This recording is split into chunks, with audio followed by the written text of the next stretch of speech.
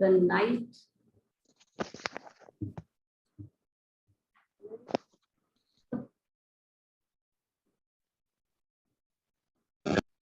सब लोग खुद को रिनेम करिए, जिनका भी सिर्फ बाई नेम आया है एंटर करिए। Satish Kumar, roll number mention करिए। Mohammad Javed Alam, roll number and ID. Okay ma'am, फिर से रिज्वाइन करते हैं। Good morning ma'am.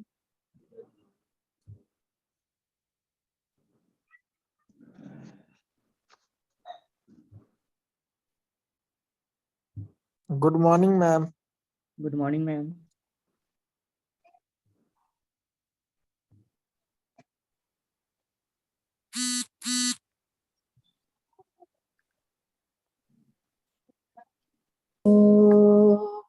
मेरी बांसुरी। क्या हो रहा है? म्यूट कर दूं सबको? फिर कुछ बोल ही नहीं पाओगे।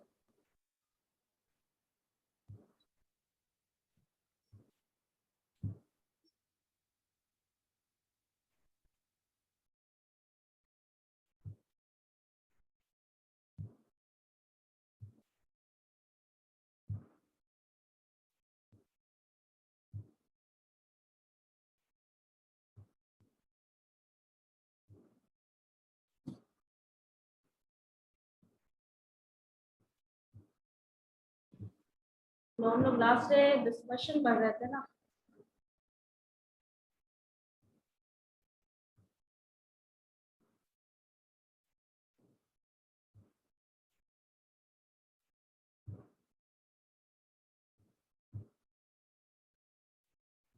डिस्कशन में हम लोगों ने क्वार्टाइल डेविएशन एंड रेंज पढ़ा था।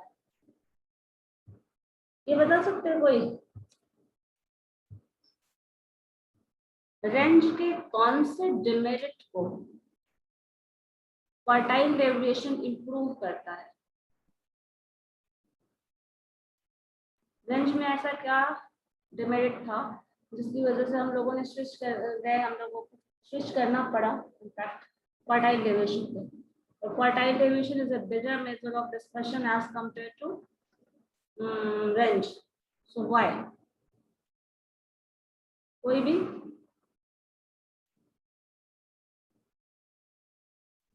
बताओ।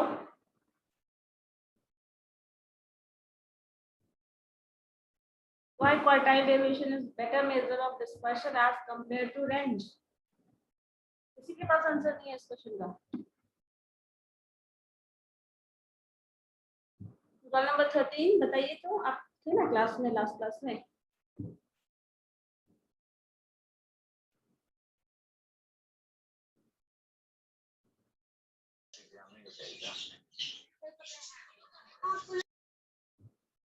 नहीं याद है किसी को?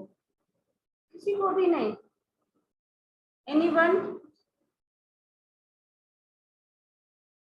सतीश कुमार, आपका फिर से विदाउट रोल नंबर ही है।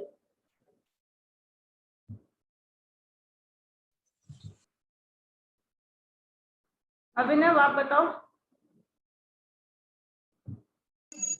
मैम मैं कल क्लास नहीं किया हूँ, यस्टरडे वाला इसको। नीतीश, अंकित पांडे आज क्लास में थे ना? रेंज का ऐसा कौन सा डिमेरिट है? हाँ बताओ। यस मैम, क्या बताना है मैम? रेंज का ऐसा कौन सा डिमेरिट है जो रिमूव होता है क्वार्टाइल डेविएशन? मैम नहीं मालूम है मैम, नहीं रिवीजन किया है मैम। रिवीजन का जरूरत है? कल ही हम लोग डिस्कस कर रहे थे। अच्छा रेंज का डेफिनेशन बताओ। की वजह से मैम फ्रेश सुनाई नहीं देता है मैम। अब सारा प्रॉब्लम जब तभी याद आता है जब आपसे क्वेश्चन पूछने लगा जाए। चलो ठीक है, देख लेते हैं। मैम फिर से बता दीजिए ना एक बार। देखो रेंज का जो डेफिनेशन था वो था मैक्सिमम माइनस मिनिमम। जैसे मान लीजिए इस क्वेश्चन में हमारे पास ऑब्जर्वेशन है, ये ऑब्जर्वेशन है, 2 सेट ऑफ लिए थे हम लोग डेटा, एक डेटा सेट हमारा ये था, दूसरा डेटा सेट ये हमारा था, और दोनों का एवरेज जो था वो 9 आ रहा था, और दोनों का रेंज जो है, जैसे एक में मान लो 15 maximum value minus minimum value, that means 15 minus 3 is equal to what, 12। तो वो 12 उसका रेंज होता है, और यहाँ पे क्या होगा 17 माइनस 1 दैट मींस 16, तो इसका जो रेंज है वो होगा 16 और इसका 12, लेकिन दोनों का एवरेज जो अगर देखो तो दोनों सेम होता है। तो डेटा में जो वेरिएशन है, डेटा का स्कैटर्डनेस जो है वो डिफाइन किया जाता है, सबसे सिंपल मेजर उसका है रेंज, और रेंज का जो डेफिनेशन है वो बोलता है maximum value minus minimum value. अब कभी भी मैक्सिमम वैल्यू जो आएगा वो ऐसे तो नहीं आने वाला, जैसे मान लो क्लास में 100 में 100 किसी का मार्क्स आ जाए, तो वो बहुत रेयरली पॉसिबल है। इसी तरह अगर किसी का मार्क्स 0 आ जाए सपोज, तो 0 अगर मार्क्स आ जाएगा ये भी रेयरली पॉसिबल है। तो जो मैक्सिमम और मिनिमम वैल्यू होता है ये कंसिडर किया जाता है कि वो हमेशा रेयरली पॉसिबल है, मतलब फ्लक्चुएशन के ध्यान से ज्यादा है, वो बाई चांस ही कभी आता है। तो चूंकि ये इस पे डिपेंडेंट है एक्सट्रीम कंडीशन पे, मतलब मैक्सिमम 100 आउट ऑफ 100 मार्क्स ला रहे हैं और मिनिमम 0 ला रहे हैं, 100 में 0 ला रहे हैं, तो ये कंडीशन रेयरली पॉसिबल वाला है जो खुद भी फ्लक्चुएट करता है। तो अब इस पे डिपेंडेंट अगर कोई भी डेफिनेशन है तो वो बहुत ज्यादा रिलायबल नहीं होगा। मान लो 100 मार्क्स ले आ रहे हैं जो, या फिर 0 ला रहे हैं, तो ऐसा नहीं हो सकता कि हमेशा वही कंडीशन आए, ठीक है। तो ये जो रेयरली पॉसिबल वाला कंडीशन है, जो एक्सट्रीम कंडीशन है, एक्सट्रीम कोल्ड एक्सट्रीम हॉट वाला कंडीशन होता है, वो केसेस होगा उस पर आप रिलाई नहीं कर सकते। जब आप रिलाई नहीं कर सकते तो उस पर डिपेंडेंट कोई भी डेफिनेशन अगर है तो आप उस पर भी रिलाई नहीं कर पाएंगे। तो रेंज का जो डेफिनेशन है वो मैक्सिमम माइनस मिनिमम है, और सिर्फ 2 ऑब्जर्वेशन पे बेस्ड है। जिसका हाईएस्ट मार्क्स आ रहा है उसको आप कंसिडर कर रहे हैं, जिसका लोएस्ट मार्क्स आ रहा है सिर्फ उसको आप कंसिडर कर रहे हैं, बीच में किसका क्या आ रहा है उससे कोई मतलब नहीं। तो वो रिलायबल होगा नहीं, लेकिन हाँ ये बताया जा सकता है कि मैक्सिमम और मिनिमम क्लास में जिसका मार्क्स आया है वो ये है। अब इस रेंज में जितने भी स्टूडेंट हैं वो इसी रेंज में लाई करते हैं। मान लो इंटरवल ऐसा दे दिया जाए, मिनिमम मार्क्स किसी का 40 आया है, आपके क्लास का मिनिमम मार्क्स 40 आया है, मैक्सिमम 60 आया है, तो इससे आपको आइडिया मिल जाएगा ना कि जितने भी स्टूडेंट हैं वो इसी रेंज में लाई कर रहे हैं। सबका मार्क्स 40 से ज्यादा होगा और सबका मार्क्स 40 से कम होगा, बता सकते हैं। लेकिन यही चीज एक रफ आइडिया देता है, रेंज सिर्फ एक रफ आइडिया देगा कैसे हम लोग का जो डेटा है कैसे वेरी करने वाला है, लेकिन बहुत ज्यादा रिलायबल नहीं होता, ठीक है। अब सिर्फ 2 ऑब्जर्वेशन पे बेस्ड है। नेक्स्ट जो हम लोग, और यहाँ पे लिखा भी है, आपको बताया भी कल में मैंने था, it is the simplest major of dispersion but it is based on 2 extreme observation which themselves are subject to fluctuation of charge. Charge fluctuation इसमें होगा because वो rarely possible है, so it is not a reliable measure of dispersion, ठीक है। Clear है ये, बोलो हाँ या ना।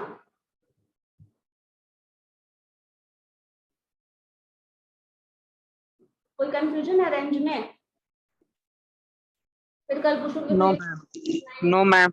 अभी ये हो गया वो हो गया, ठीक है। ये रेंज है।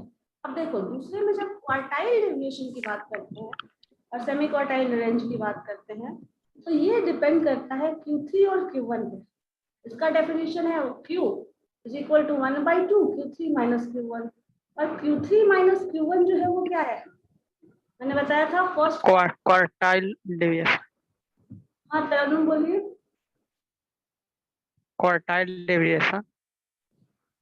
हाँ तो क्वार्टाइल डेविएशन जो है वो क्या किस पे डिपेंड करता है, Q3 पे और Q1 पे। मान लो ये हमारा फर्स्ट क्वार्टाइल है जो हम पार्टीशन वैल्यू पढ़े थे, जो 25% डेटा को रिप्रेजेंट करता है। Q3 है वो 75%। तो ये टोटल 75 में से हम इस पोर्शन को घटा लिया, यही कर रहे हैं, यही क्या है ना। Yes yes. इस पोर्शन में से सॉरी इस टोटल पोर्शन में से इतना पोर्शन घटा लिया, अब देखो जो बचा वो क्या है, इतना परसेंट डेटा हमारे पास रिमेनिंग है, ये 50% डेटा पे डिपेंडेंट है। अब देखो लास्ट जो डेफिनेशन था डिस्पर्शन का रेंज, वो सिर्फ 2 ऑब्जर्वेशन पे बेस्ड था, जो कि कहीं ना कहीं यहाँ और यहाँ लाई कर रहा था। अब ये जो है वो 50% डेटा का इन्वॉल्वमेंट ले रहा है, तो क्या होगा, ज्यादा बेटर कौन होगा? ऑब्वियसली क्वार्टाइल डेविएशन, क्योंकि आप इसमें इस पोर्शन के वेरिएशन को स्टडी कर रहे हैं।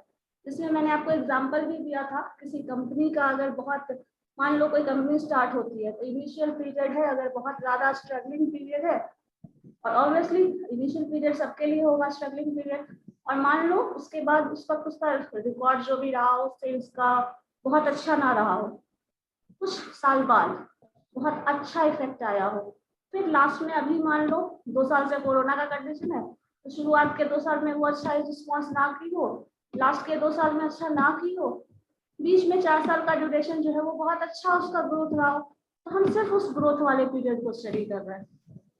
ये जो अभी ट्रेजिक कंडीशन है, जो इनिशियल कंडीशन था, स्ट्रगलिंग पीरियड था, हम उसको कंसिडर नहीं कर रहे हैं, सिर्फ मिड के 50% डेटा को स्टडी कर रहे हैं। तो ऐसा करने के लिए हमें क्वार्टाइल डेविएशन की जरूरत पड़ सकती है। तो क्वार्टाइल डेविएशन जो है वो ज्यादा अच्छा होता है, ज्यादा रिलायबल होता है, क्योंकि हम यहाँ 50% डेटा कंसिडर कर रहे हैं। रेंज में हम सिर्फ 2 ऑब्जर्वेशन की बात कर रहे हैं। आपकी क्लास में मान लो सिर्फ 2 स्टूडेंट, जिसका मैक्सिमम मार्क्स आया हो और जिसका मिनिमम मार्क्स आया हो, उसके बेसिस पे कोई डिसीजन लिया जाए, तो क्या वो अच्छा होगा? अगर वही चीज 50% से लिया जाए तो भी अच्छा नहीं होगा, बिकॉज कहीं ना कहीं आप 50% को इग्नोर कर रहे हैं। बट ये ज्यादा अच्छा होगा किससे, जो हम इससे पहले वाला ओपिनियन कंसिडर कर रहे थे उससे बेटर है, बट इससे भी बेटर हो सकता है। यहाँ पे 50% ही हो रहा है, तो यही चीज इसमें आपका है क्वार्टाइल डेविएशन में, ये 50% डेटा को यूज करता है, so it is a better measure of dispersion. लिखा है quartile deviation is definitely a better measure than range, as it makes use of 50% of data. But since it ignores the other 50% of data, it can't be regarded as reliable measure. ठीक है, यही हम लोगों ने कल discuss किया था। Ma'am हाँ बोलिए। क्वार्टाइल डेविएशन जो 1/4 करके Q3 प्लस Q1 कर सकते हैं, 1/4 करके Q3 प्लस Q1। क्यों नहीं, यही डेफिनेशन है ना।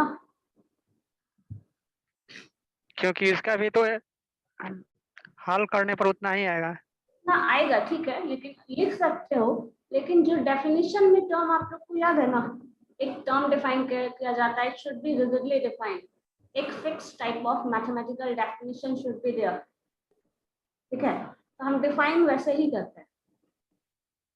ओके। अगर चाहे तो मैथमेटिकली हम उसके ऊपर लिख सकते हैं, बट वो आपको देखिएगा आगे टर्म आता है कोएफिशिएंट ऑफ वेरिएशन, उसमें Q1 प्लस Q3 का कॉन्सेप्ट लिया जाता है।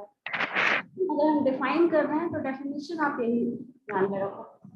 जैसे इसमें भी अगर मान लें हम वैल्यूज को मैक्सिमम माइनस मिनिमम ले रहे हैं, मिनिमम माइनस मैक्सिमम कर देंगे, क्या हो जाएगा, वैल्यू मैथमेटिकली वही आएगा बट नेगेटिव आएगा।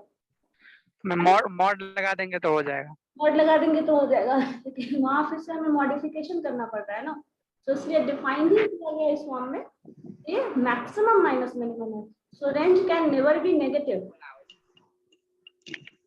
ठीक है, जितना भी डिस्पर्शन का मेजर देखोगे, एक चीज ये भी नोट कर लो, अगर आप नोट करना चाहते हैं विद पेन एंड पेपर, तो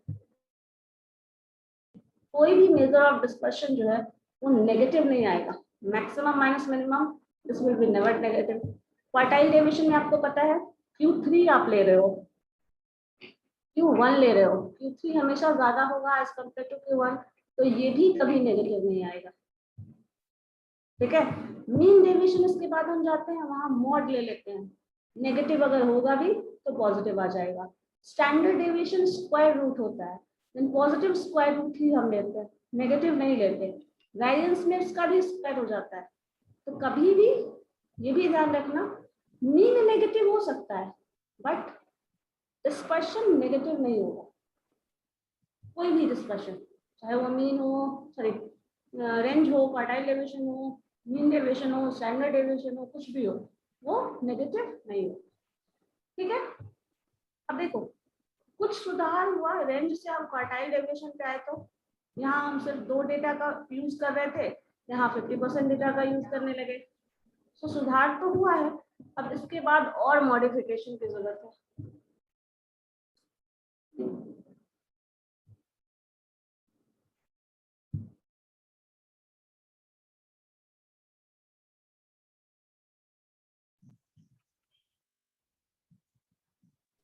देखो मीन डेविएशन में क्या होता है, मीन डेविएशन का जो फॉर्मूला है वो डिफाइन होता है आपका 1/n summation fi xi minus a।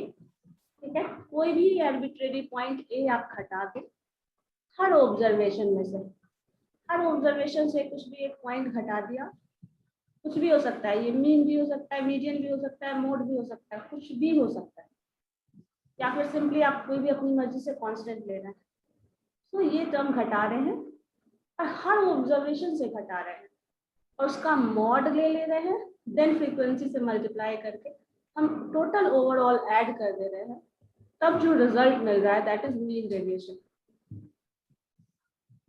ठीक है, अब यहाँ पे हम लोग क्या कर रहे हैं, ये हम लोगों ने क्लास में भी पढ़ा था। देखो यहाँ पे सबसे बड़ा इशू क्या है, एक्सआई आप ले रहे हो, बहुत अच्छी बात है, एक्सआई ले रहे हैं मीन्स हर ऑब्जर्वेशन ले रहे हैं। जो अभी क्वार्टाइल डेविएशन में मैंने डिमेरिट कहा कि वो सिर्फ 50% डेटा को डील कर रहा है, बाकी का 50% को इग्नोर कर रहा है, वो इग्नोरेंस इसमें नहीं होता।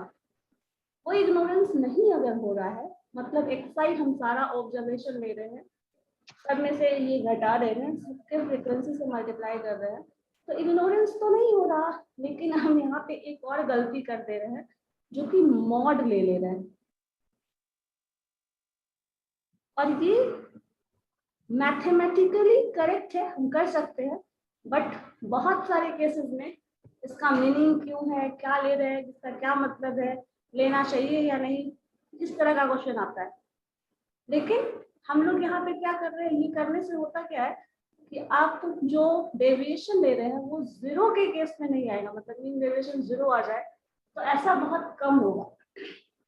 लेकिन अब क्या कर रहे हैं, देखो एक चीज, इस चीज को अगर समझा जाए तो सबको ना स्ट्रेट लाइन पे समझो, बेटर ऑप्शन है। हमारे पास नंबर जो होता है वो स्ट्रेट लाइन पे अरेंज है, कहीं आपका 0 होगा, 0 के बाद 1 2 ऐसा कुछ नंबर। अब देखो मान लो हमारा एवरेज जो है वो यहाँ पे मान लो हम 30 ले रहे हैं, या फिर मिड पॉइंट जो ए कंसिडर कर रहे हैं वो 30 ले लिया, और हम अब हर ऑब्जर्वेशन से इसको घटा रहे हैं। जब हर ऑब्जर्वेशन से आप घटाओगे तो मान लो ये डेटा 1 है, 1 में से आप 30 घटा रहे हो, ऑब्वियस सी बात है जो रेंज आने वाला, जो वैल्यू आएगा वो क्या होगा, -29। ये शो क्या कर रहा है, ये डेटा जो है वो नेगेटिव साइड में है, मिड पॉइंट 30 है और इससे ये इधर होगा, तो ये नेगेटिव साइन शो कर रहा है कि डेटा जो है वो इधर लाई करता है। ठीक है, और अगर मान लो यहाँ अगर नंबर लाइन में देखें तो यहाँ कहीं ना कहीं 31 वैल्यू होना चाहिए, 32 होना चाहिए, तो ऐसे वैल्यूज होंगे।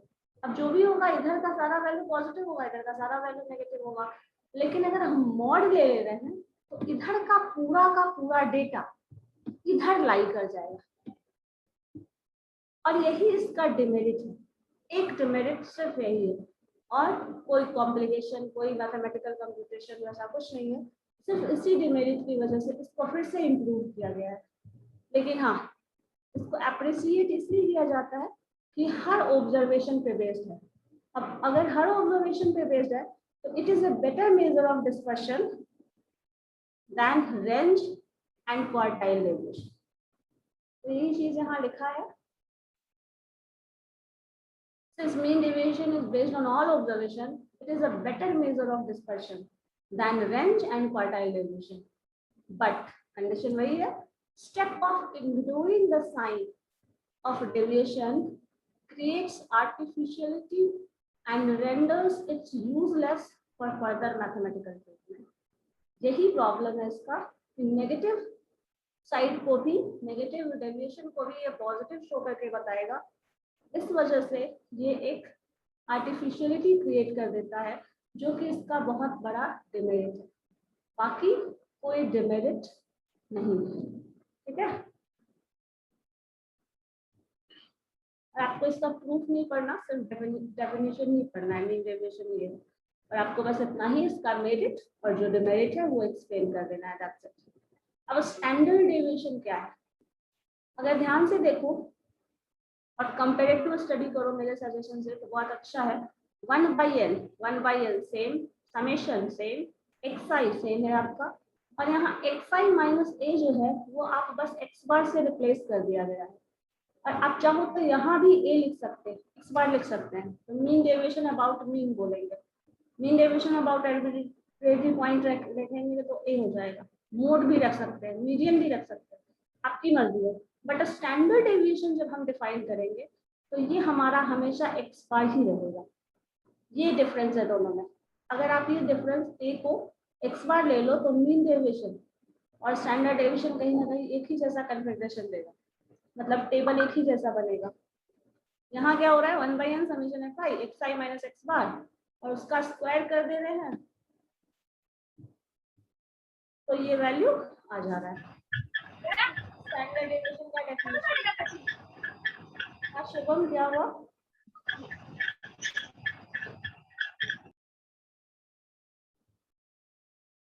ये बोल रहे हैं, ठीक है। तो sigma 1/n summation fi xi minus x bar का स्क्वायर, ये डेफिनेशन है। मतलब आपको सिंपली डिफाइन करना है, standard deviation is the positive square root of this term, ठीक है। बस ये हमारा स्टैंडर्ड डेविएशन। अब इसमें भी आपको पता है जहां भी xi आ जाए, कहीं भी अगर xi है, मतलब समझ लो वो सारे ऑब्जर्वेशन पे बेस्ड है। और यहाँ क्या किया गया है, फर्स्ट केस में हम मॉड ले लेते हैं मीन डेविएशन में, और यहाँ क्या करते हैं, मॉड नहीं लेते। जो टर्म आ रहा है डिफरेंस में, वो पॉजिटिव डिफरेंस भी हो सकता है, नेगेटिव डिफरेंस भी हो सकता है, आप उस टर्म का बस स्क्वायर कर दे रहे हो। और स्क्वायर करने से बहुत ज्यादा मैथमेटिकल कॉम्प्लेक्सिटी नहीं आती। सबको पता है नेगेटिव का स्क्वायर भी करेंगे तो पॉजिटिव होगा, पॉजिटिव का स्क्वायर भी करेंगे तो पॉजिटिव होगा। लेकिन मॉड ले लेते हैं तो वो इंटेंशनली बताता है कि आप नेगेटिव को पॉजिटिव में कन्वर्ट कर रहे हो, लेकिन स्क्वायर में ऐसा नहीं होता। तो मैथमेटिकल कॉम्प्लेक्सिटी जो है वो खत्म हो जाती है in this case. xi minus x bar का स्क्वायर अगर आप कर देते हैं तो ये जो डिफरेंस था वो यहाँ नेगेटिव हो सकता था, उसको आप सिर्फ इंटेंशनली, मॉड लेने का मतलब है आप उसको इंटेंशनली पॉजिटिव कर रहे हैं। लेकिन अगर स्क्वायर कर रहे हैं तो वो पॉजिटिव हो या नेगेटिव हो, दोनों के केस में आपका सेम ही आएगा।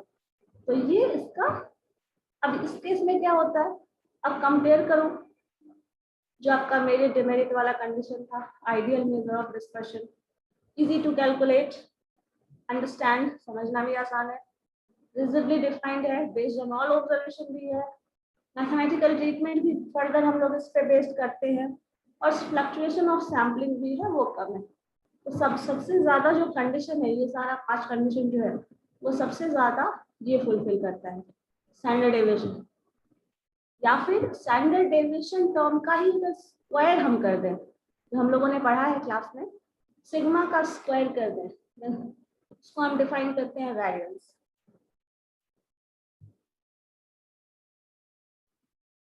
वो वेरिएंस हो जाता है। आइदर आप स्टैंडर्ड डेविएशन लें या वेरिएंस लें, वो जो है वो सबसे बेटर मेजर ऑफ डिस्पर्शन है। जितना भी आपने डिस्पर्शन का 4 केसेस पढ़ा है अभी, आप उसमें स्टैंडर्ड डेविएशन या वेरिएंस को बेस्ट मेजर ऑफ डिस्पर्शन बोल सकते हैं, मीन को best measure of central tendency बोल सकते हैं। और ये है, यहाँ पे देखो इसी को वर्ड्स में एक्सप्लेन भी कर दिया है। The step of squaring overcome the drawback of ignoring the sign. The standard deviation is also suitable for further mathematical treatment. Moreover, all the measures, standard deviation is affected by least by fluctuation of sampling. So ये सारा cases इसमें satisfy कर रहा है। 10 लिखा है statement. We see that standard deviation satisfies almost all the properties laid down by the ideal measure of dispersion. जो मैंने अभी आपको यहाँ बताया, ये 5 कंडीशन है ना, ये सारा का सारा फॉलो करता है। Standard deviation, so it is considered as a best measure of dispersion. आपसे अगर पूछा जाए which one is the best measure of dispersion, then आप बोल सकते हैं स्टैंडर्ड डेविएशन।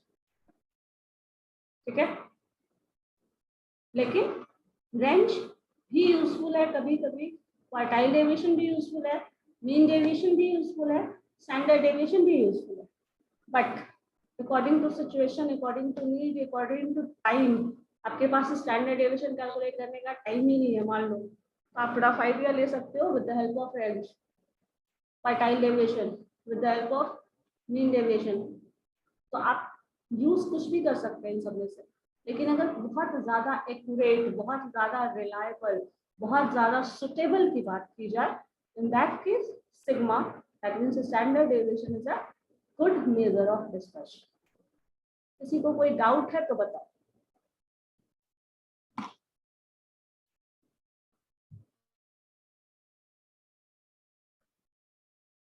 बोलिए, इस थ्योरेटिकल क्वेश्चन में किसी को भी कोई डाउट है तो बताइए। कोई डाउट नहीं है तो मेरी तरफ से क्वेश्चन जाएगा तो आप आंसर कर सकते हो। बताओ। मैम इसमें मेरिट और डिमेरिट है क्या मेरिट स्टैंडर्ड डेविएशन में?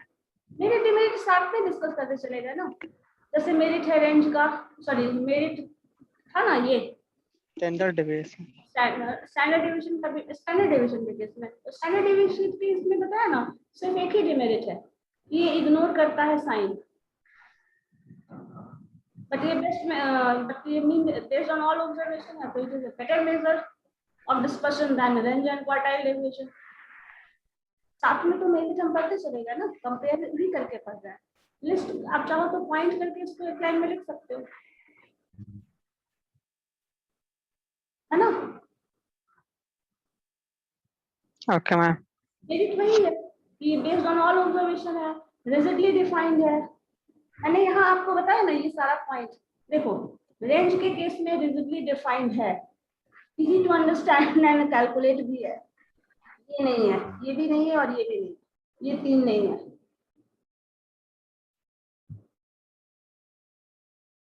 क्वार्टाइल डेविएशन के केस में भी देखो ये दोनों है, बाकी तीन नहीं है। मीन डेविएशन में जाओगे तो ये तीनों है, फर्स्ट का 3 मेरिट है उसका, ये दोनों नहीं है, दैट मींस ये दोनों नहीं है, वही इसका डिमेरिट है। स्टैंडर्ड डेविएशन में चले जाओ, ये सारा है, तो वो सारा उसका मेरिट हो गया। ठीक है, आप चाहे तो उसको साइड में नोट करके लिख सकते हैं। ठीक है, और कुछ, और कोई डाउट बताइए। नहीं, अब देखो इसके बाद यही था जो स्टैंडर्ड डेविएशन मैंने बताया आपको, इसी टर्म का स्क्वायर लिखा है, the square of standard deviation is called variance. मतलब सिर्फ इस टर्म का स्क्वायर करोगे, तो स्क्वायर करोगे तो इधर तो स्क्वायर आ जाएगा और इधर से रूट हट जाएगा, तो ये जो डेफिनेशन है, this definition is for variance. तो वेरिएंस अगर डिफाइन करने बोला जाए तो लिख दोगे the square of standard deviation is called variance, sigma square is equal to this 1 by n summation fi xi minus x bar का होल स्क्वायर। ठीक है, अब इसी में, इसी डेफिनेशन में अगर हम x बार को a से रिप्लेस कर दें तो उसको हम रूट मीन स्क्वायर डेविएशन बोलते हैं s। अगर हम इसी इक्वेशन में सिर्फ x बार को a से रिप्लेस कर दें तो मतलब मीन डेविएशन वाला कॉन्सेप्ट आ जाएगा, बट यहाँ स्क्वायर है तो इसको हम लोग रूट मीन स्क्वायर या फिर एस स्क्वायर कर दो इधर भी तो आप एस स्क्वायर बोलेंगे उसको, मतलब मीन स्क्वायर डेविएशन। एक नया टर्म डिफाइन कर रहा है सिर्फ। देखो कभी कभी होता क्या है ना, ये सारा कुछ जो डिफाइन किया गया है, ये सारा डेफिनेशन ये प्रैक्टिकल यूटिलिटी के लिए। अब आप मान लो जो कुछ पढ़े हैं बुक में, सपोज बहुत ऐसा बिहेव करना चाहिए, ये करना चाहिए, सबको पता है, बट कभी कभी होता है वो आइडियल कंडीशन आप मेंटेन नहीं कर पाते। सो उस केस में क्या होता है, सिचुएशन और टाइम के डिमांड के अकॉर्डिंग आप एक्ट और रिएक्ट करते हो।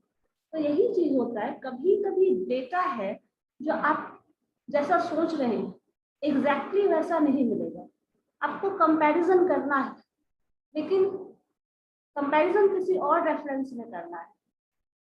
तब क्या होता है कि आपको जो मीन निकाले हो उस डेटा से, उस मीन से कंपेयर करने का मन नहीं है। जैसे मान लीजिए आपको लगता है कि बहुत अच्छा क्लास का हमारा जो स्टैंडर्ड है, मुझे उससे थोड़ा डिफरेंट करना है, कुछ सपोज ऐसा सोच रहे हैं, तो ये जो है वो ए है जिससे आप खुद को कंपेयर कर रहे हैं।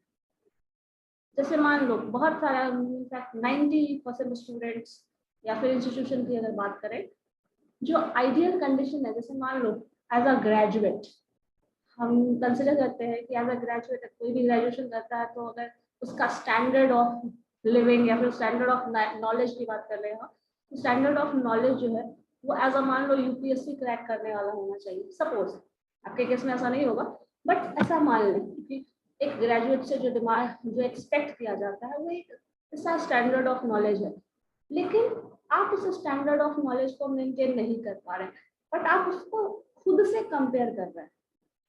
जब खुद से कंपेयर कर रहे हैं फ्रॉम आउटसाइड द डेटा या फिर कुछ ऐसा रेफरेंस जो आप अपनी मर्जी से कंपेयर करना चाहते हैं, तो ये जो एक टर्म होता है ये कुछ वैसा ही है जो आप अपनी मर्जी से ले लो, कंपेयर करो और जज करो।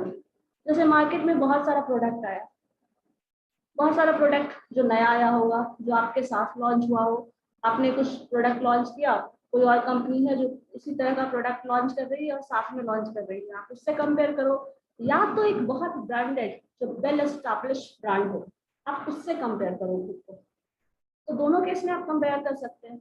तो जब आप चाहें तो एक वेल एस्टैब्लिश फैक्टर जो ए है उसके सेल से अपने कंपनी के शेयर को कंपेयर कर रहे हैं। तो ये वो स्टैंडर्ड बता रहा है जो होना चाहिए उसके हिसाब से।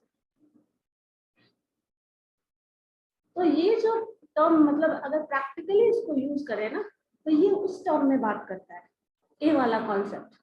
आप अपनी मर्जी से कोई पॉइंट ऑफ रेफरेंस ले लो जिससे आप खुद को कंपेयर कर रहे हो, खुद को स्टैंडर्डाइज करने की कोशिश कर रहे हो।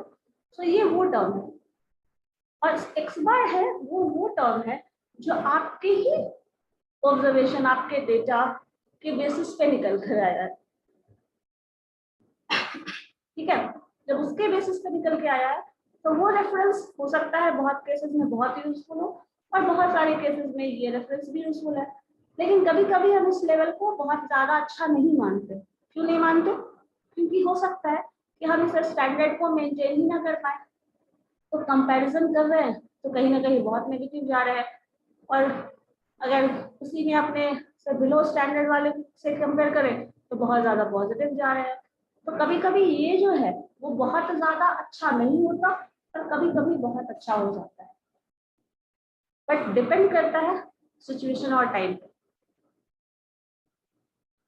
ठीक है, तो ये जो डेफिनेशन है, मतलब सिंपल डेफिनेशन, जो टर्म जो स्टैंडर्ड डेफिनेशन है जो इम्पोर्टेंट है वो वाला टर्म हमारा वही है, बट यहाँ पे कुछ ऐसे रिलेशन है जो उसी फॉर्म में डिफाइन किए गए, और ये प्रैक्टिकल यूटिलिटी में बहुत ज्यादा यूजफुल हो सकता है, इसलिए इसको डिफाइन किया गया है।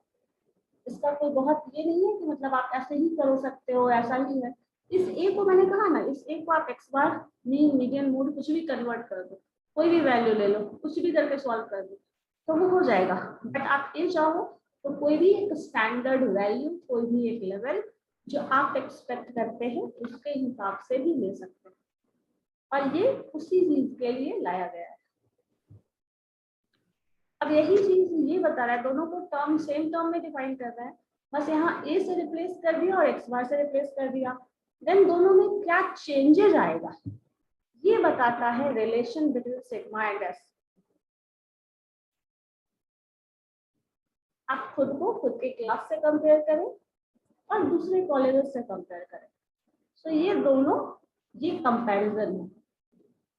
तो ये बताता है सिग्मा और एस के बीच क्या रिलेशन होगा।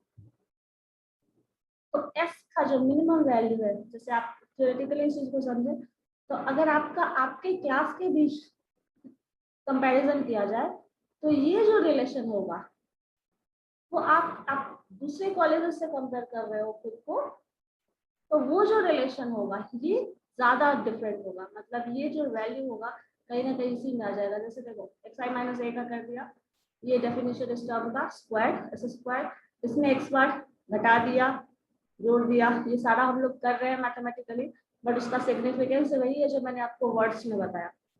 इसका square a square plus b square plus 2ab, ये टर्म 0, क्योंकि sum of deviation from mean is equal to 0 होता है, ये हम लोगों ने प्रॉपर्टीज ऑफ मीन में पढ़ा था। बिकॉज ऑफ दिस टर्म ये 0 हो जाएगा, तो this term plus this term. अब देखो अगर x a का वैल्यू हम x बार ले लें तो ये पूरा वैल्यू 0 हो जाएगा।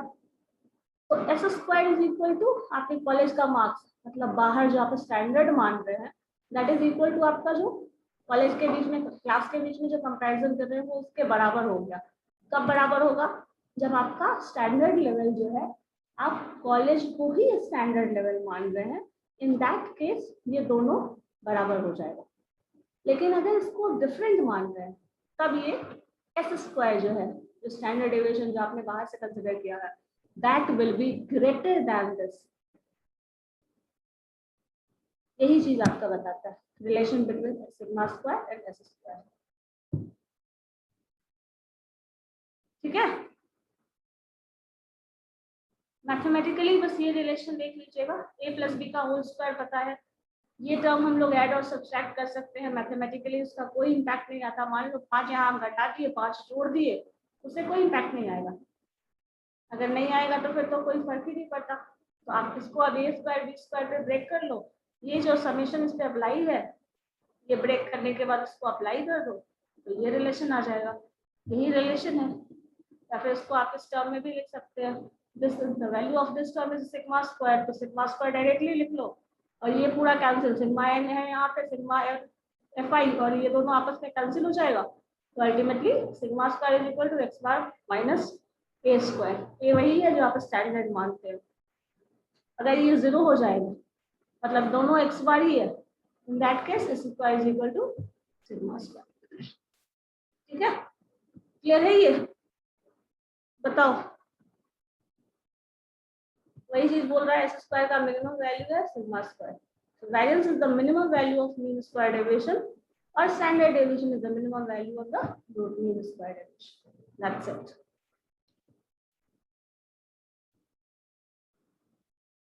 कोई भी ऐसा पॉइंट जो प्रैक्टिकली मतलब अगर क्या कहा जाए यूजफुलनेस एप्लीकेशन के टर्म में बात करूं तो कोई नहीं समझ में आया ऐसा कोई पॉइंट तो बताओ, कुछ भी।